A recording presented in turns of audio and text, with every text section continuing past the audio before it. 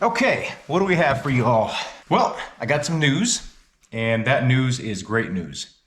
SimMagic and SimRacingPros.com has decided that next month I will be receiving a SimMagic Alpha Mini with a round wheel.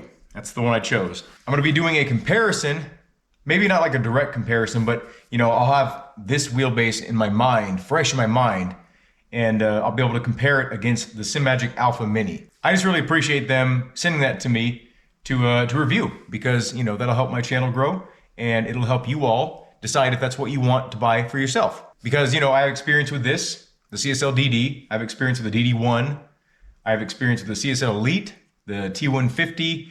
I can compare it against those things. So I have a decent range of wheelbases that I have knowledge to pull from. And I used to have a Logitech, whatever it was back in the day, back in Gran Turismo 3 days. So I don't know what that would be. It would probably be the Logitech 820, because they really haven't advanced since back then.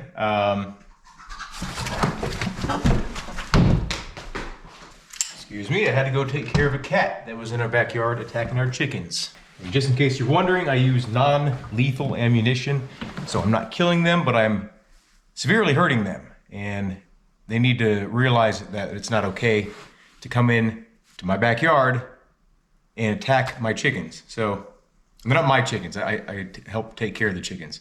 They mostly take care of themselves, but I'm just saying, that's not cool. Thank you to SimMagic, and thank you SimRacingPros.com. What else we got?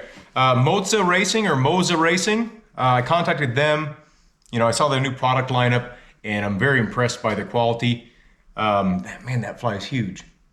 They have been in the electronics scene for a while, but they just recently broke into the sim racing market, and their products are really impressive. Impressive looking. From what I've seen of people using them, they've been impressed with the quality.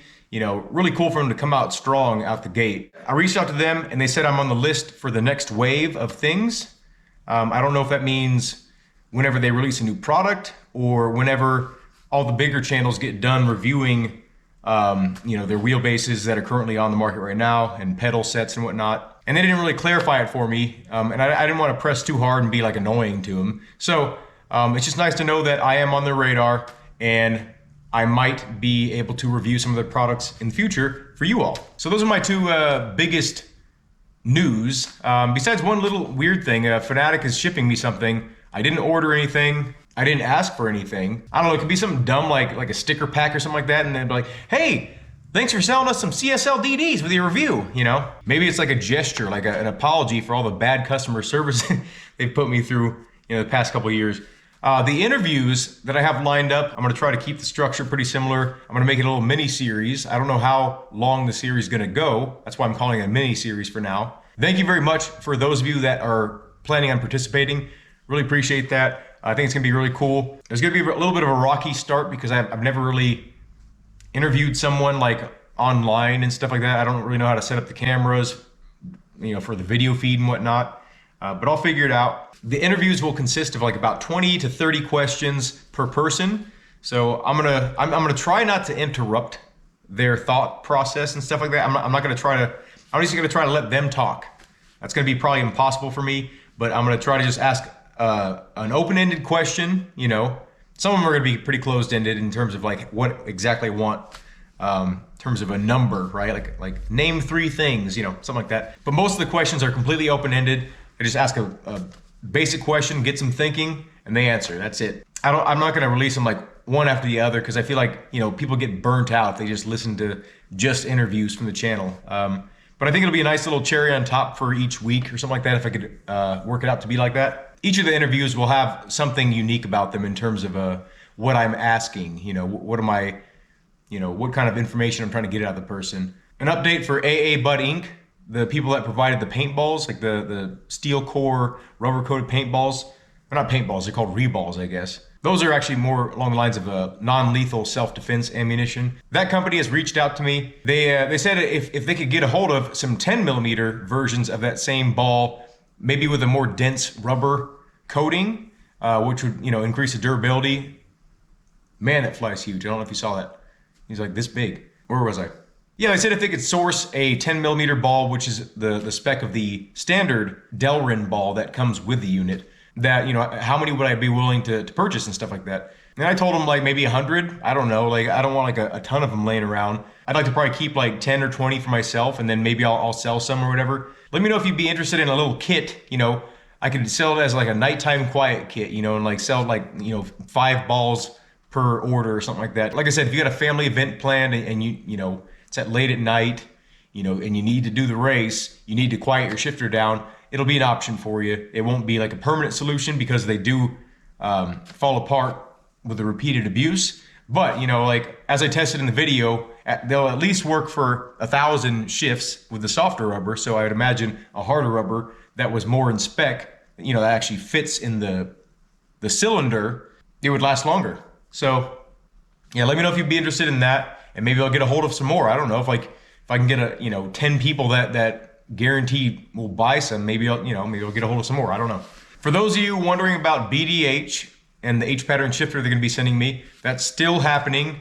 If you don't know already, the unit that's specifically being sent to me, it's a special unit. You know, it's not their standard model that they've been sending out. I requested some certain things be done. I'm not going to disclose exactly what the changes are just yet, because I feel like it's a little bit too soon. But there are, I think, a total of 2 major changes to the design for my unit, and I think 1 small change. I can't think of them off the top of my head. But anyway, there are some major changes to this unit that are pretty attractive, I think, for probably a good group of people. And this is going to be like sort of a thing like where there are options. You know, you can get the standard unit, you don't have to get this stuff. I'm super excited about that. I really want to get that mounted up so I can finish my rig. Speaking of which, BDH will be in the interviews. Like, they're going to be mixed in with the interviews. And then there's one more product that I'm waiting on, and it's coming from Russia. It's from DimSim. It's taken a long time to get here. Let's just say that. The estimated delivery time is like in December. They promised me that it wouldn't take that long. Yeah, it's definitely been over a month. The last time I saw tracking for it was on the 25th of last month, and it's the 20th of this month. So, and that was already waiting like, I think like a month or at least a half a month, something like that. Anyway, I went into it expecting it was going to take a long time. I just didn't know it was going to be this long. So yeah, like a lot of exciting things coming up. I do have a really funny idea that I might be doing. It'll be an experiment sort of a thing, and I don't want to give too much away, but I'm thinking about investing in a couple parts to be able to do this funny, possibly very entertaining video series. If that intrigues you, let me know in the comments below. Give the video a thumbs up and everything. Like, the experimentation wouldn't be for anything serious. There's no actual reason why anyone would do this kind of stuff. It would be just purely for your entertainment and my entertainment. But yeah. Anyway, if you're interested, let me know in the comments below. Have a good day. Thank you for watching, and I hope to see you in a future video. That was a fucking good snap. Oh, and one more thing. The camera that we're recording on right now is the replacement GoPro camera, and it does work better than my last camera, but it still does not work as I was told it should. Anyway,